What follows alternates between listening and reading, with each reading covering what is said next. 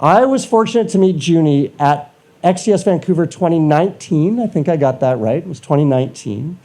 At the time, I appreciated her inquisitiveness, strong will, intellectual horsepower, and a focus on quality in everything she does.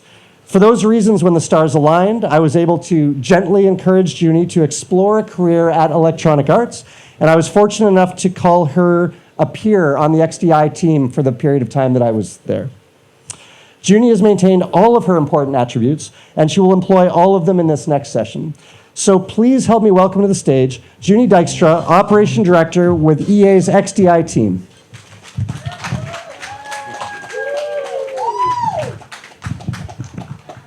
And of course, I would very much like to welcome my panel.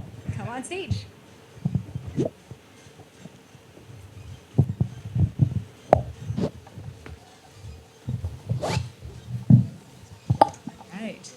So welcome to our panel, Riding the Sea Waves.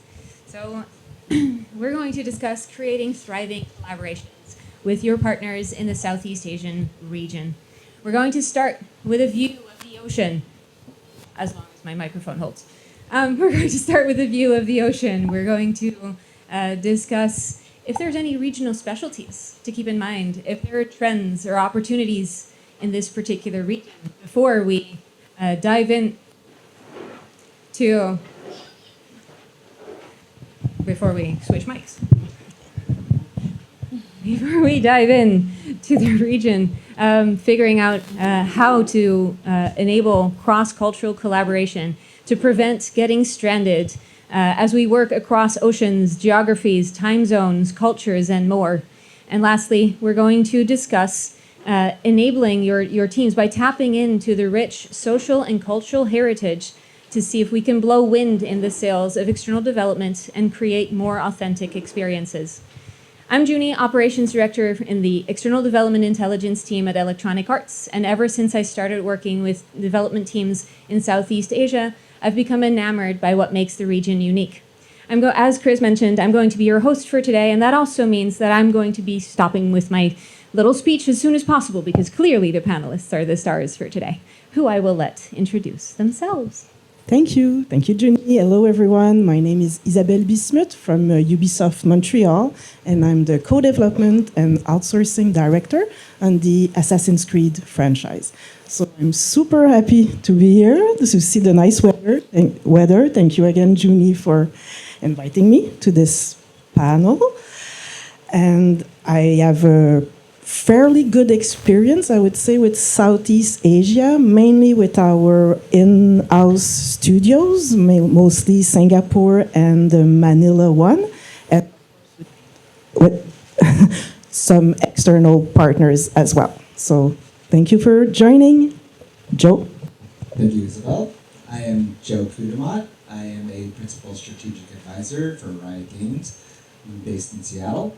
This is my first GDS, and I'm having a great time. You guys know how to throw a conference. I'm going to say that. Thank you for the weather holding up also. It's been a beautiful day. Beautiful day. So hopefully I get invited back next year. As far as my engagement with Southeast Asia, I was born, or not born here, but my parents were born here in the Philippines. So I am first generation Filipino American. I've met tons of Filipino colleagues here, so just super thankful to be here on this panel today. Hello, everyone. Juney, I really appreciate all your puns, so please keep those going. My name is Nikki Roth. I'm a UX designer at Google. You're like, why UX designer and why Google? But I have come from games. I was in film, I was in virtual production, VR, AR, simulation for machine learning, and now working on telepresence. And throughout all of those, I have managed to have external partners. And then I also am actually half Filipino, even though I know I totally look like that, right? So no one ever believes that, but I am. It's on my mom's side. So I'm super excited to be here. I definitely appreciate that culture this region. So super excited to talk about it. Excellent, and thank you once again, Juney, for putting this panel together and inviting me here as well. My name is Harish Rao. I'm the manager of outsourcing and concept at Sony PlayStation Visual Arts. And I guess my contribution, hopefully, for this panel is I have a lot of experience with Southeast Asia. In fact, for those of you who know, we started a Sony Malaysia studio a couple of years ago, and my team has been very instrumental in training that team up to do external co-development and actually internal development over the last several years. So I've been in the region, not quite here in Boracay, although I will say I am from Goa, India, so this is very familiar to me, this kind of landscape. It looks really nice. I will say you have much better water than we do. We have the Arabian Sea, you have this beautiful ocean out here. And so hopefully I'll be able to contribute more to this discussion. All right, perfect. So I'm going to throw you all for a loop and start with a question that we did not prepare. But since arriving here, what is something that has really stood out to you about Filipino culture, about being here at this conference? Something that's either unique to the experience with the culture or with the event, to whoever wants to start first. I could start on that one. The fact that the community and the country is very keen and eager in organizing, cooperating together, and seeing how everything could level up, work better, have stability. So this really the caring and thinking outside the box to adapt to this regional context is definitely something that I noticed. I could add on that where it's just so welcoming, right? Every time, this time is no exception, where you just feel welcomed from the very beginning. You feel like family. You really become like family. So I would say that's something I always notice. Even when I'm back in the States or in other countries and I come across Filipinos, they're always so welcoming. I remember like getting a ride, kind of like getting a ride with this Filipino family just down the road because it was a longer way to walk, and they were so welcoming, and so I've always loved that about this community. I think one of the things that I've noticed since being here is that, especially this conference itself, is fully supported, like all the way from the government down. I had an opportunity to talk to some of the officials the other day and members of like the GDAP, and just how much they really want to support growth in this area was overwhelming. And the support across all the levels, like from government down to even like the indie developers, it was super surprising and informational. I think it's also surprising to a lot of Filipinos that there's a conference in Boracay, right? Like that's not usual happen. I remember all my family I was telling, I was like, yeah, I'm going to a conference in Boracay. And they're like, really? So I think that's so awesome. And that just speaks to the support. Yeah, I'll just add on to this in saying that, so I don't know if it's just up to Chris, but I think every conference should actually be in a beautiful location like this. And in fact, I think we should petition to like get rid of the rest ones and just keep them all in tropical locations. It's just much easier this way, right? But I digress. Filipino culture, I echo what everyone's saying. It's so warm. It's just so wonderful. It feels like home to me. I go to India every year, but then coming to the Philippines, it's like an extension of that. And the people are so warm. They're so friendly. They're so nice. I just really appreciate everything of this entire conference. And it's just been such a wonderful experience. I've been able to leave behind America for quite a little bit of this week, and I've really enjoyed my experience. All right, so staying on that theme of specialties, but then getting a little serious when it comes to the actual skill sets that are available here. Do you find that there are regional specialties worldwide? Do you find that there's anything that the Southeast Asian region seems to stand out for, either from your direct experience or from your peers? I can start with two things that have stood out to me about the Southeast Asian region is quality. There's always a real look to quality and importance in that over quantity. And the other thing is actually hardware, which is maybe not usually what you're talking about when you're talking about games, but there is a lot of hardware involved with games and hardware adjacency. And my current project, some of our relationships in the area, in the region, are because of hardware, and there's so much experience around that as well.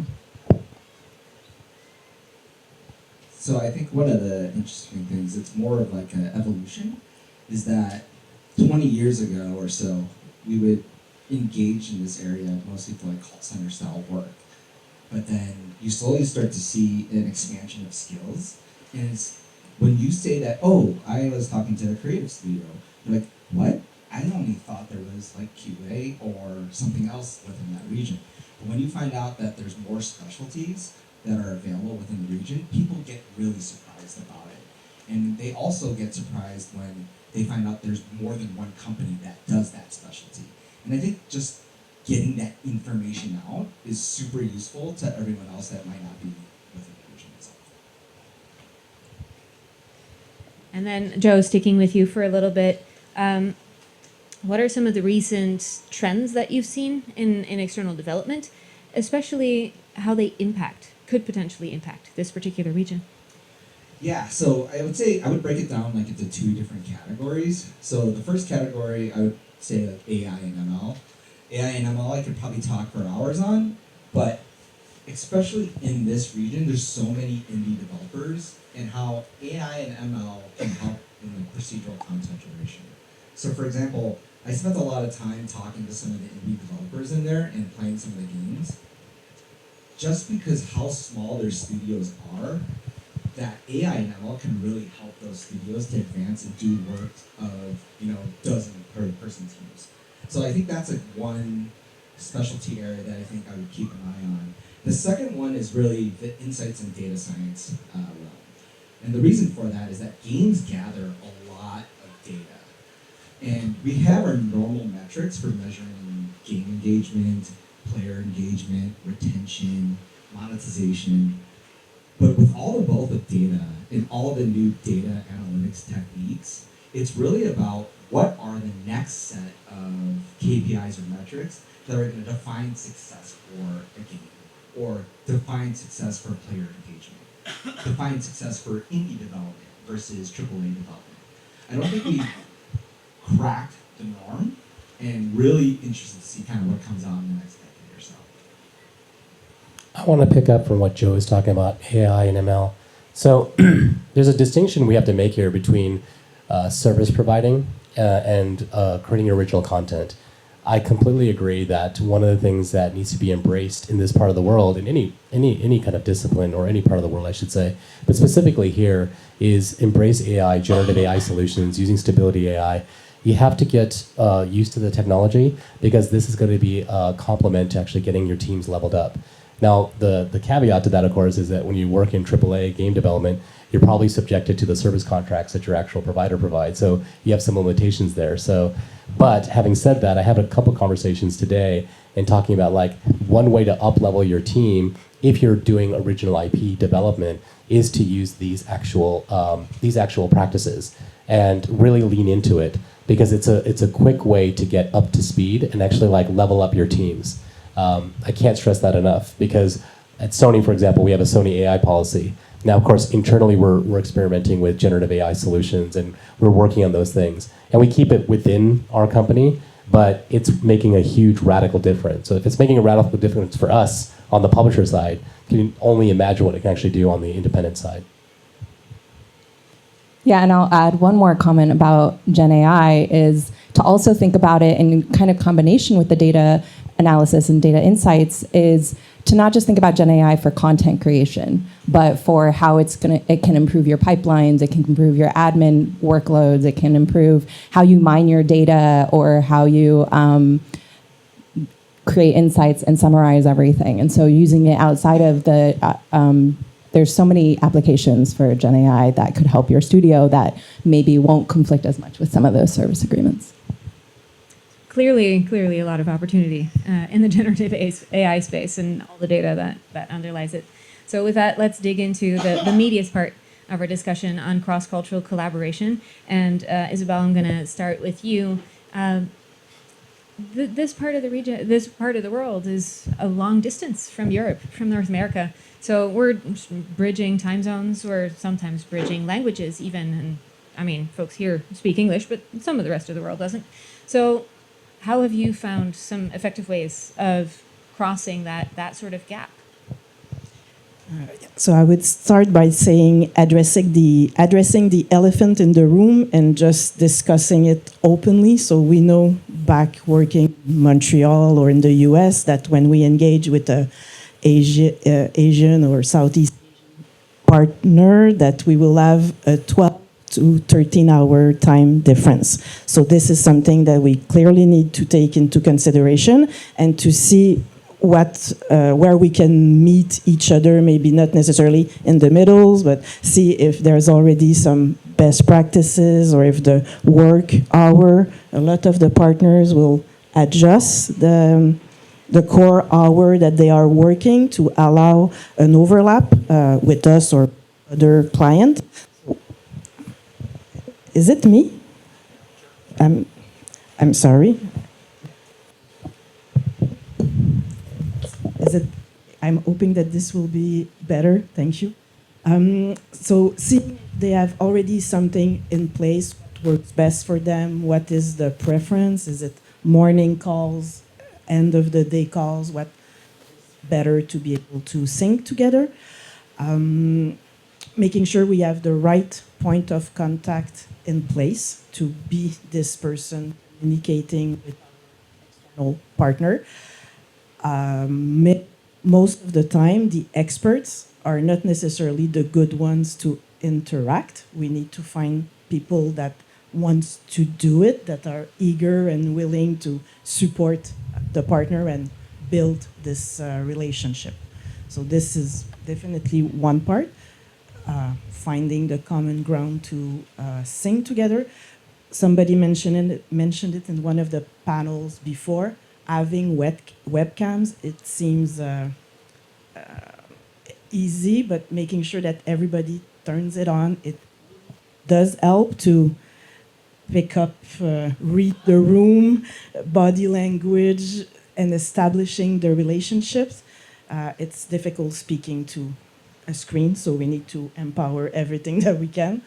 And about language, so maybe it's easy to be indulgent because as I'm a French speaker, a lot of the time we are both interacting in not our mother language, if that's the correct word. So creating that safe space, seeing if everything is well understood, creating the space where the partners is comfortable, asking us questions, precision, setting the stage, like there's no stupid question. We encourage everybody to speak up. And if it's easier in writing, to adapt your process, your reporting. Sometimes there's like people are smart, they know their team, and they can help us find the right way to communicate the feedback, what works best with the team, and we're happy to adapt to any of it. The end goal is to make sure that everything is as best understood as possible. And I would add that some other ways, you had pointed out the time zone difference and trying to find that overlap, but there's also the other side of that where you can have almost this 24-hour cycle once you're really able to to get things kicked off, to really understand those expectations. So maybe you make those adjustments more aggressively in the beginning of the relationship, and then over time you can kind of shorten that so that you're just kind of having this full cycle. So that's kind of a pro to the time zone thing. For the language thing, some things that we've done is taken advantage of like all the translation apps these days and using those. And then lastly would also be visual feedback, because a lot of times that can be say so much more than the words, right? And be able to really be more crisp about what you're trying to get across. And that's more of a common language among all of us, right? So Nikki, staying with you for this one. Last year, GDS, amazing experience. I started to notice that I was being addressed as Miss Juney instead of just Juney, which was what I would have expected. And in our conversation, in conversations with various folks here, and then in conversations with you, Nikki, I also learned a little bit about the context behind that and the implications, as well as sort of folks having nicknames for each other. Can you tell a little bit more about that? Yeah, the Filipino culture has so much respect embedded in it, so much respect and humbleness that you don't ever address someone just by their name. It's either po, kuya, ate, tita, manang, just like there's always some prefix that kind of tells how you respect them and how you're grateful for their relationship. But then there's the other side of it where there's the endearment side of it, where the nicknames, you'd also never usually direct them by their full name. It's either like Dennis becomes Dens, or I usually become Nix, or it just becomes very shortened. And it's kind of this endearing way to show, again, about how your relationship is and you're on that more connected level. And then even to the point with like nicknames, because usually there's multiple names for their name. So like my mom is Maria Lords and she goes by Malu. And so you can always tell when like the call centers are calling, because they'll be like, is Maria there? And she'll be like, no. And then, and I think she passed that on to me because she's like, your name will be Jacqueline Nicole, but we'll call you Nikki. So I'm like, cool, embedded. But yeah, so it's just this, a more embedded sign of that respect, of the humbleness, and just that relationship, the connection, and feeling like family, because it's, yeah. So building on this a little bit, turning to you, Harish, I'm Dutch. We're very egalitarian. The moment that I join a company, I will slam my fist on the table and demand to talk to the C-suite, because that's what I'm used to. It helps me get informed. It helps me prioritize. It helps me decision make. I discovered that's not how it works in the rest of the world. And Harish, I know you have a couple of thoughts on this as well. Yeah, go for it. Okay, that's a pretty large topic. So I come from obviously the United States. You can't tell by my accent or by any means, but I do go back and forth to India, and obviously, as I mentioned at the very beginning, work with Sony Malaysia and a lot of other Malaysian countries as well. I think one of the biggest challenges that we know, and it's hard because someone like me that actually goes a lot to Asia, I actually find it very challenging and difficult sometimes to talk and have conversations with people in C-suite or leadership unless they're actually from an ethnic background about cultural dynamics and communication logistics. So I make it a point everywhere and to everybody that we have to invest in this, because oftentimes I'll have people on my team or other teams going like, we got on this call and like nobody talks. And I'm like, that's because that's that culture. They're not going to talk. And you can't force that. So you have to create other ways, and you have to make things more comfortable.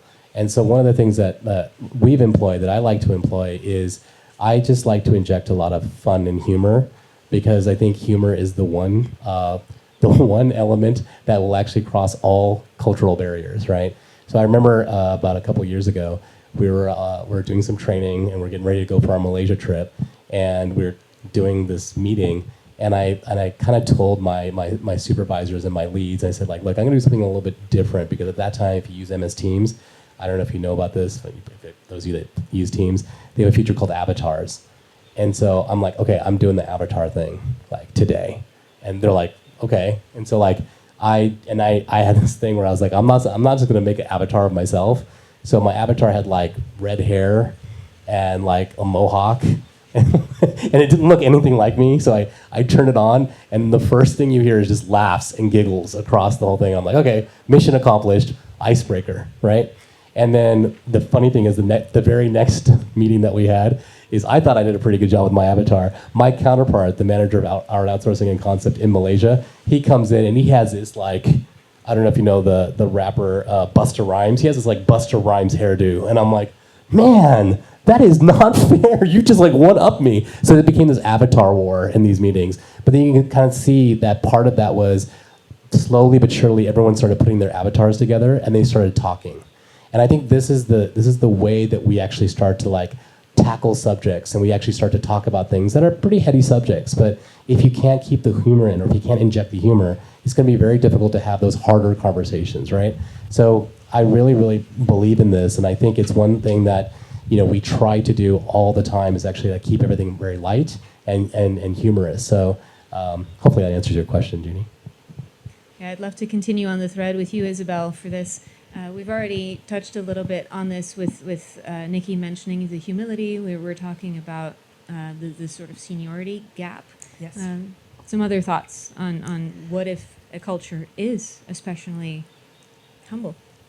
Yes, so we need to establish the contact. So going back to your point with the surname, Nikki, I wish I and my team had learned this earlier on, and this is where the importance of a cultural training, cultural awareness comes into play. This is definitely something that I want to push forward. I think we all need to learn about each other in better ways, because we were intimidated by the fact that our external partners were referring to us as Mrs. Isabelle, Mrs. And Mr. And we're like, no, please just call me Isabelle. And we could see that they were very not comfortable, but not speaking up. And at one point, it's the manager who wrote to me saying, "You're gonna stay, Mrs. Isabelle. This is how we operate." And It's such a habit. I felt so bad. So this definitely is a lesson learned on my side. So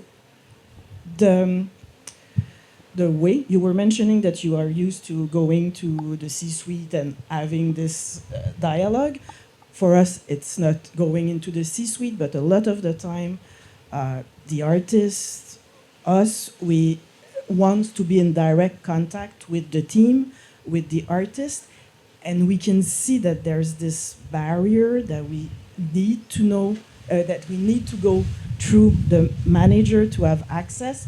We cannot reach out impromptu on Teams and just say, "Hey, Mr. Paul, we would like to review your work, or could we discuss your last asset?" It needs to be organized, formalized, funneled through the right channels. But as time passed by, Harish, as you were mentioning, as we build this relationship, as hopefully we have the chance to come and visit on site, have drinks, dinner together, and get to know each other better, we can have this discussion with the manager to see what could be arranged, where they would be comfortable. The artist on our side, the lead artist or the art director, would be more inclined also to work because he feels that the artist understands him and that he has that direct contact that is important for them.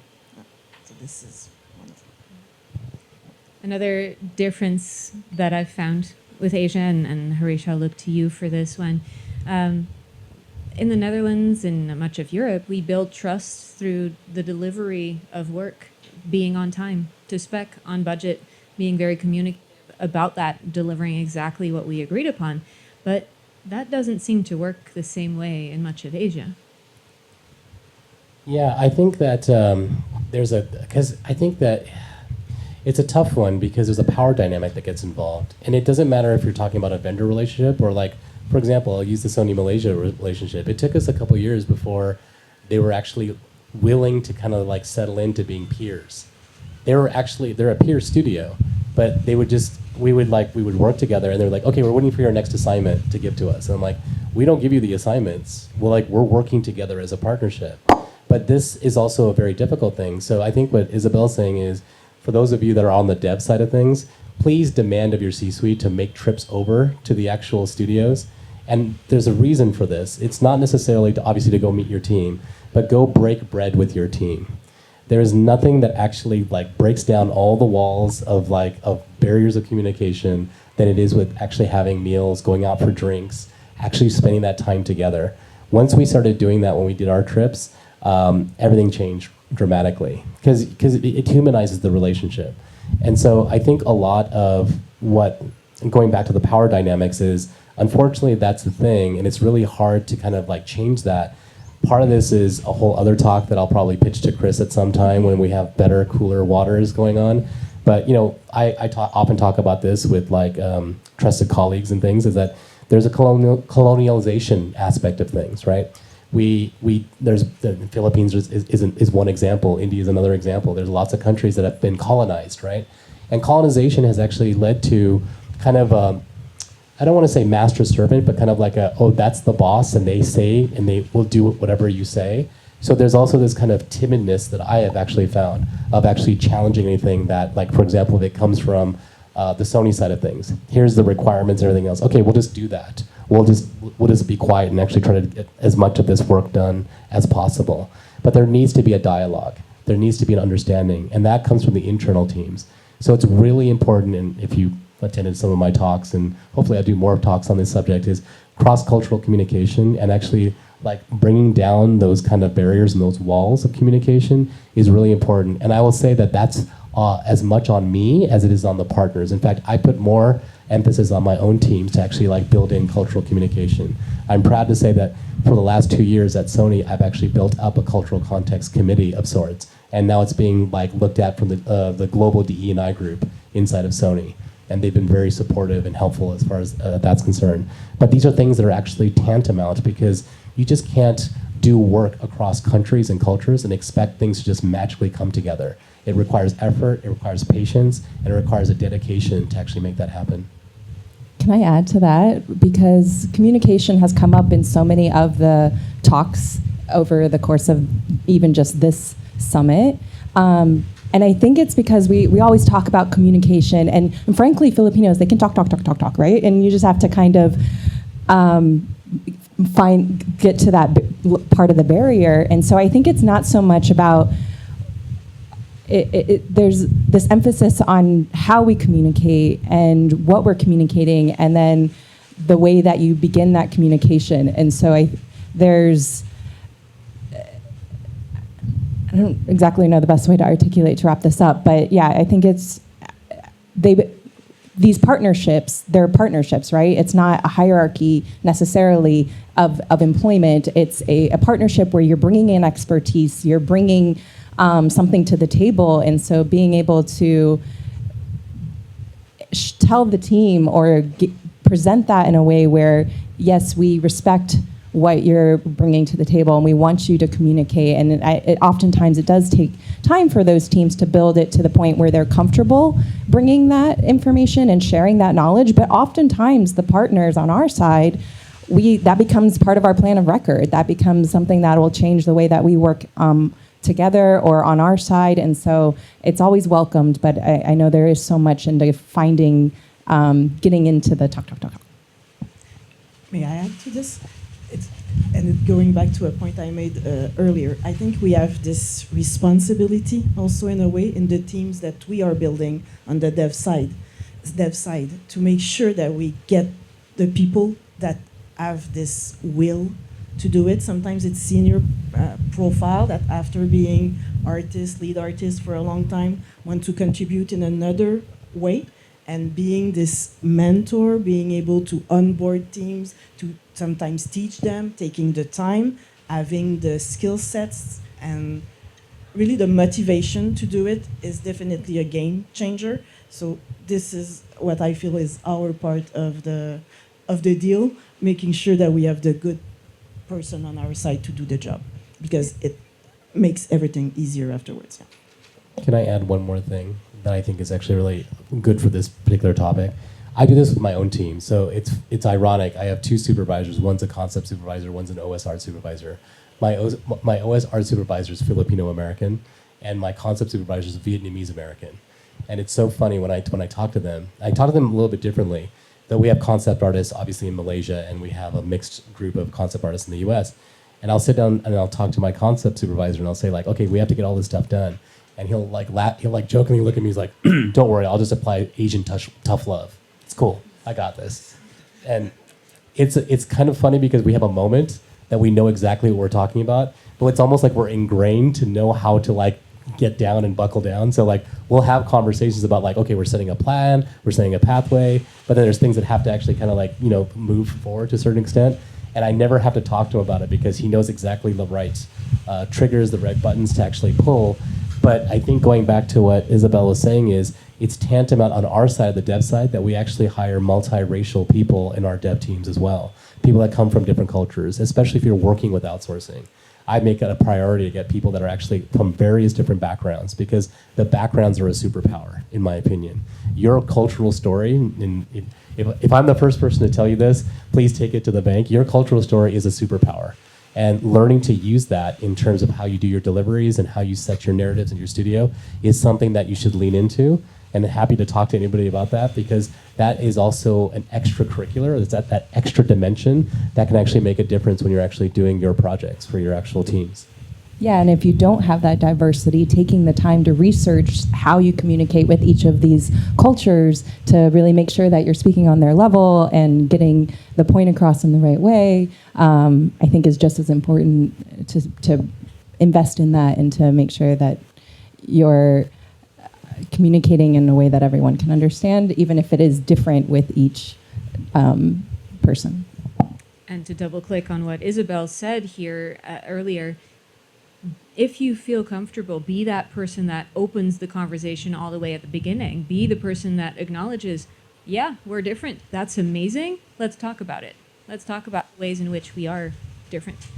So final one, again, differences between, or at least final one for this part, differences between, say, European, North American culture and say, Asia.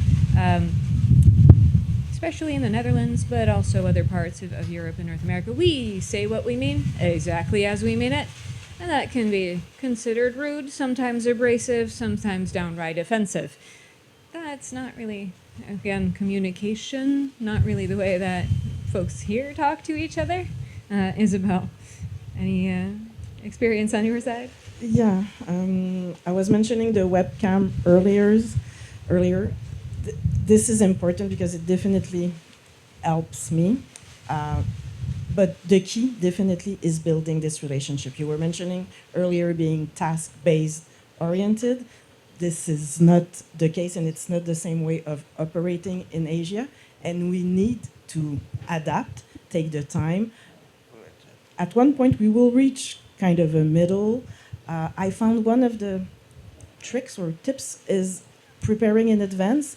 So when we're able to say exactly in advance, sending the agenda, what will be the topic, going back earlier to Phil template that he's doing at Amazon, the fact that they have the time to reflect ahead of time, to fill it out, to consult with their teams, I feel that written, we sometimes get more than like on the spot questions and communication. So I try to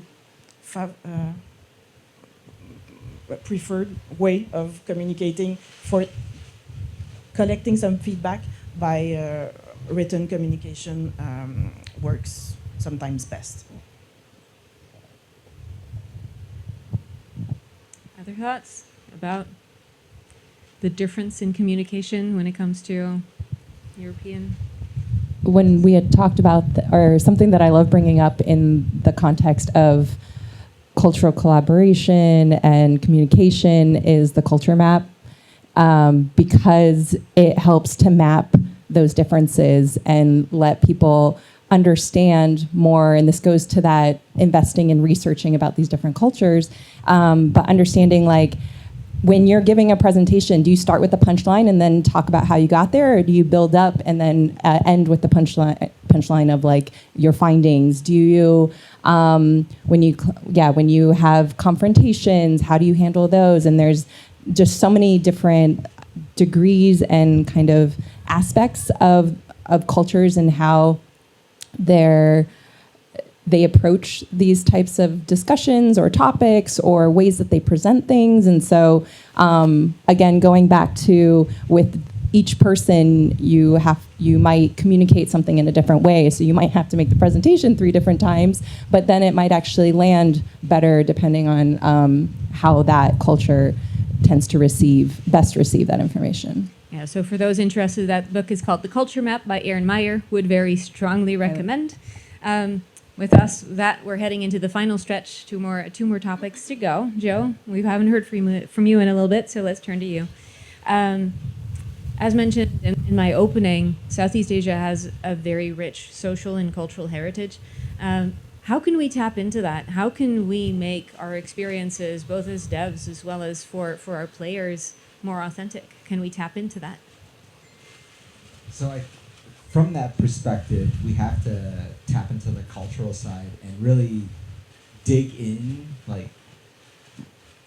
to understand all the cultural differences, understand what drives them personally, as well as value their experiences, right? Give them the power and the confidence for their voice to be able to provide that feedback, to give that two-way communication street, because that is going to create the trust between the two sides of the party and allow for communication to come back. So those are probably two of the major areas that I would consider for that. Yeah, I loved when the panel yesterday about collaborating with Japan, where they brought up not just to localize your game, but to culturalize your game, and I thought that was really great. And there's a lot of seasonal things also that we might not have the perspective of from being on the Western side, and really tapping into what does this mean to you? Like, what does Christmas mean to you? You get a really different experience, and so just understanding that and how that differs, it just provides that diversification of experience. My understanding is that Christmas songs here start even earlier than they do for us. Anyway, any final thoughts before we wrap up and head into live Q&A on how to really enable your partner to contribute their expert perspective and allow them to authentically support your project? I think it's,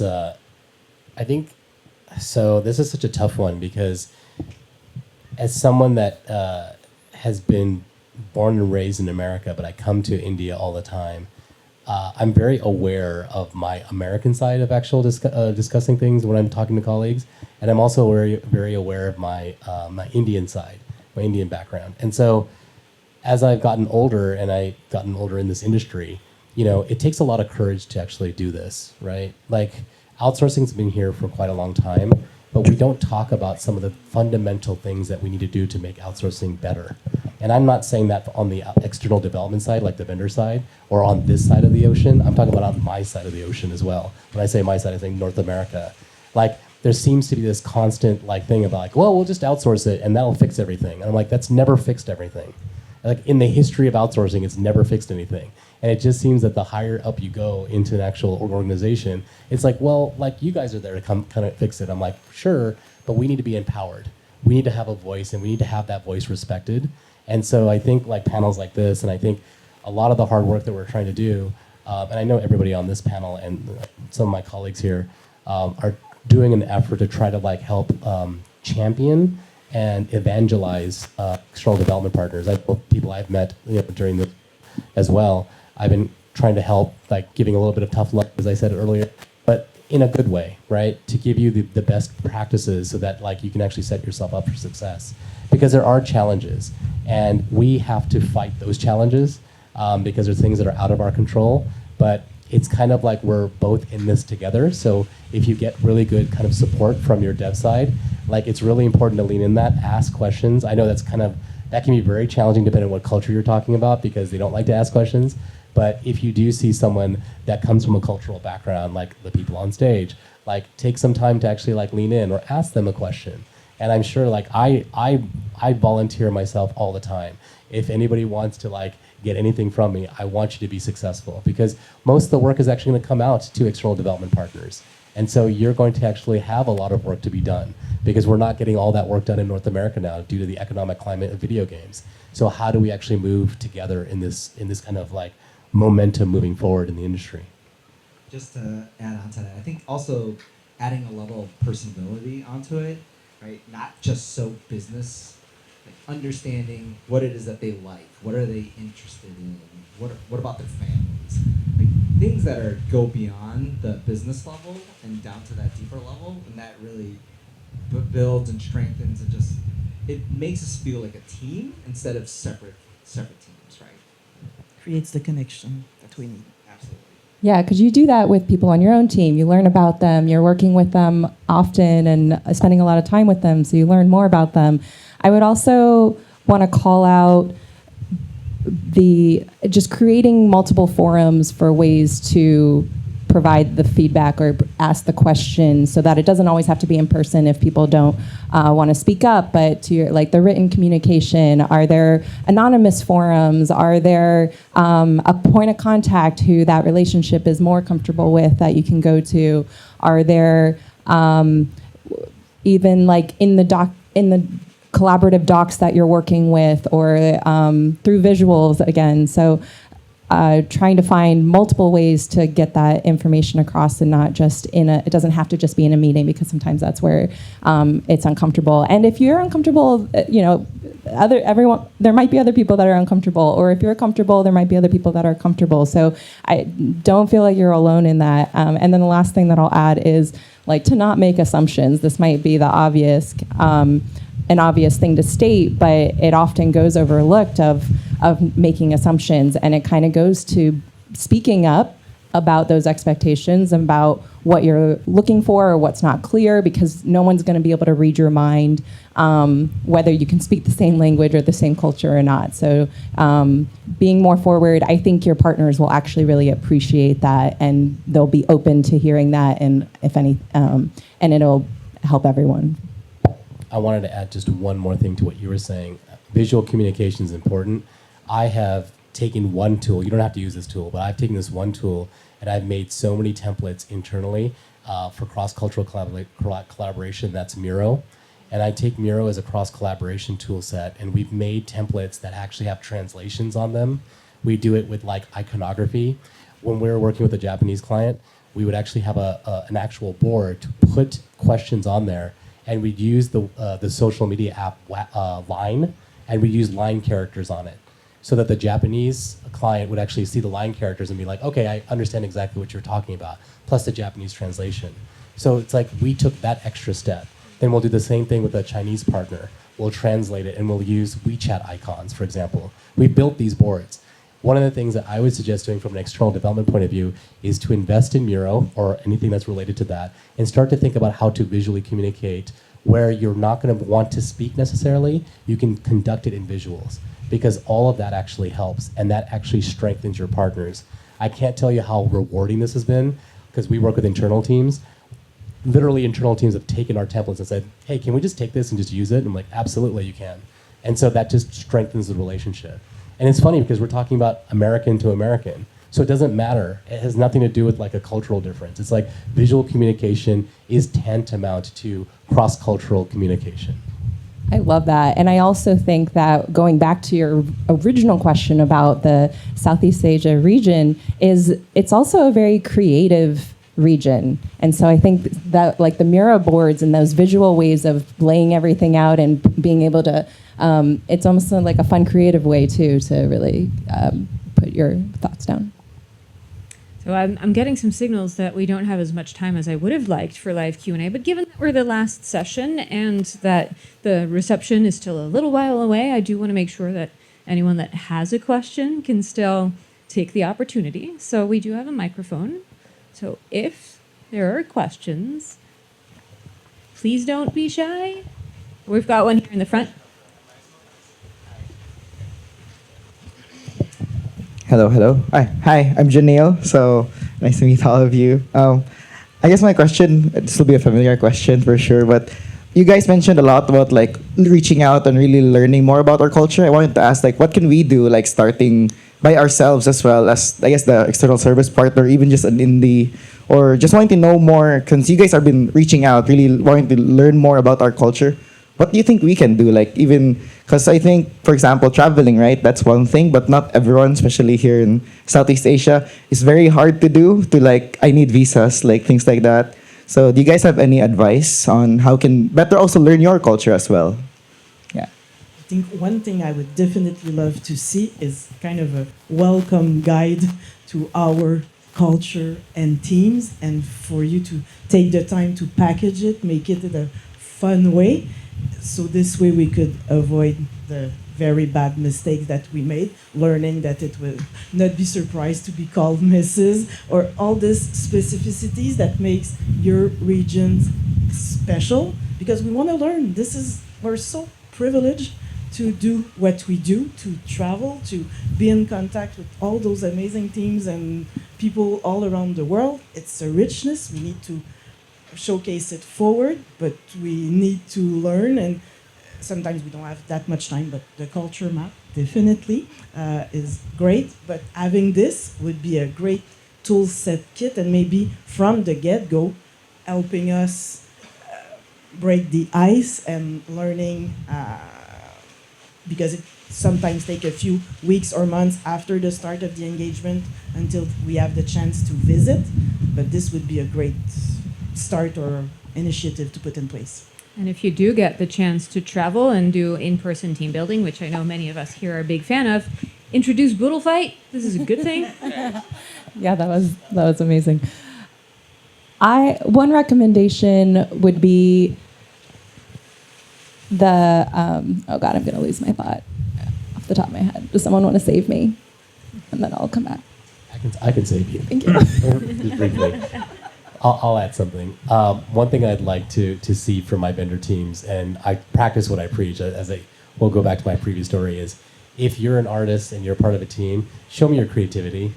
Like, I want to see who you are as a person. That might be like a drawing or something you're passionate about. Like, I want to see something that's beyond just like what I see as you on the actual Teams or Zoom. Not to say that that's not great, but if we're in a creative team, in a creative environment, I want to see like what you're passionate about. If you're a huge fan of Gundam, I want to see your Gundam actual like drawings or your sketches. Like, that humanizes the whole process. I get to understand exactly who you are. And it's actually a great way, especially for Asian culture, because you don't have to talk, right? You just show it to me, right? And that actually helps to at least help me understand who you are better. I remembered, sorry, the Boodle Fight really just like I started thinking about food. I would say it's like retrospectives from your other partnerships. So keep building on what you've learned from your partnerships. What has worked well, what has not worked well. Let us, in that welcome guide, I love that idea, include your learnings of, we've done this with previous partners and this has worked well for us. Or things that haven't worked well, maybe be like, how would you want us to do this X, Y, Z? Because that hasn't worked before. So, also do take your learnings and share, and then hopefully on the other side they can take learnings and share and kind of continue that dialogue, so that everyone can continue to create these welcome guides, which I think should be, we should create like an industry standard for that. All right. Thanks so much, Janelle, for the question. Thank you. Anything else? I see one over there with Steve.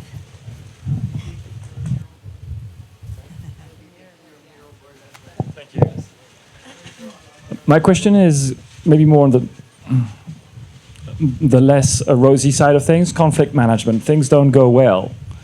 Can you share some stories about how you've dealt this across the cultures? I can talk about Asia and Southeast Asia. Definitely not doing it in front of the teams. This is a discussion going back to the hierarchy and the distance that needs to be taken offline, and manager to manager having this open discussion. Again, we're in this together, so when there's conflict, both sides, it's not about pointing fingers, it's about learning, it's about how do we fix it, what are the steps that we could take to either prevent this repeating itself, how can we improve, bringing solutions. So what would you recommend we do? We could come up. So this is like session that you can prepare also in advance, but having the dialogue with the manager or the upper up and not in front of the teams. After that, everybody could trickle down or cascade within their own teams, but definitely not getting into anything conflictual or heated with teams member. To add on to that, also try to address it as quickly as possible. Right? Don't let it linger for weeks. It's really hard to go back and understand what happened. Try to always, like Isabelle said, come back with resolutions. What do you think went wrong? How do we go forward from this? And make sure that the issue is resolved. It's really hard when the issue's still kind of lingering and you're trying to move forward. Make sure sure that everyone's on the same page that, hey, this is now resolved. Are we good? Cool. Yeah, and then maybe going back to that, how you present it, where you're setting expectations of, hey, we need to have a meeting to talk about this, and then understanding, maybe the American culture prefers the sandwich of starting with something you're doing well, give the bad news, go back to something you're doing well, or maybe in the Dutch you just go straight to it. You start and so maybe using some of that cultural knowledge of how you might present any topic and wrap it into the conflict. And I think that what I've found to be the safest is always providing a lot of context why something is a bad thing. And then when you do provide context, have it be low context, like being very explicit to prevent misinterpretation is, regardless of culture, always the safest, I find. I'll just add one more thing. And I think the management thing is really important. When I work with a vendor partner, I have one point of contact that I have either on Skype or another social media element, and I'll actually ping that person and say hey, I want to have a quick conversation with you. Let's talk about what's going on. It's happened many times where it's I don't go to the team, I go to the person and say this is what's happening. Can we see if we can find a solution? Let me know what we can actually do to figure this out. There's other times where I actually have to talk to a peer, and I find that before I get into the conflict or the issue that's coming up, is I try to be as casual as possible. I might even take 20 minutes out of a 30-minute meeting and just start to talk about some personal things to ease into a conversation to talk about conflict. Because sometimes we are different cultures, and even though I'm somewhat familiar with Asian culture, I'm still very, very aware that I'm American. So I've done this with my Malaysian counterparts as well, where it's I'm taking a lot of time to establish rapport, and by the end of that conversation, it's okay, yeah, so I understand exactly what you're saying, but we've actually become more friendly about the thing. So now the news can actually be palpable, right? It's very important to establish a humanization element to everything. Yeah, and then also taking the time to maybe understand the issue from multiple perspectives. So to your point of talking to maybe how it was surfaced or through different perspectives from the team, so you can get a full picture when you kind of bring it. And then if you can, come with a solution to recommend, but I wouldn't come with the solution as this is the way to solve it. More say, here's one way maybe that we could solve it. Do you have other ideas, or collaborate on how you might resolve it? Also, I just add empowerment. One of the things that we've done, because we've had to build a lot of decks, and we're doing a presentation next week actually about this very same thing. And I'll use that as an example. So my team is leading it, and it's about how to do co-development in a pre-production phase. But most of my Malaysian counterparts are actually building the deck. And so my team was asking me, it's what assignments should you give? I'm I think we should ask them what they want to contribute. It's really you lean into and basically say this is a joint thing.